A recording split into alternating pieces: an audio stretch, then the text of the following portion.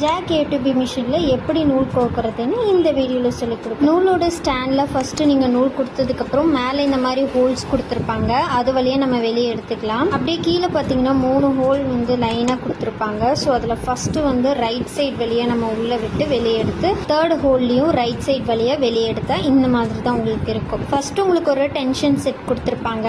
நான் எப்படி நூல் ஃபர்ஸ்ட்லேருந்து கோர்க்குறனோ அதே மாதிரி நீங்களும் கோர்த்துக்கோங்க. ஃபஸ்ட்டு ஹோலில் கொடுத்ததுக்கப்புறம் டென்ஷன் செட்டில் வச்சு லாக் பண்ணிவிட்டு லாஸ்ட்டாக கொடுத்துருக்க ஹோல் வழியாக நீங்கள் வெட்டு வெளியே எடுத்துக்கலாம்.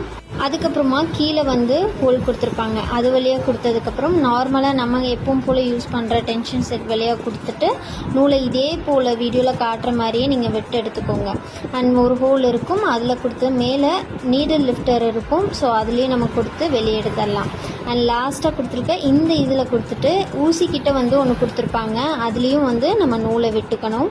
அவ்வளோதான். இதுக்கப்புறம் நீங்கள் ஊசியில் கொடுத்துக்கலாம்.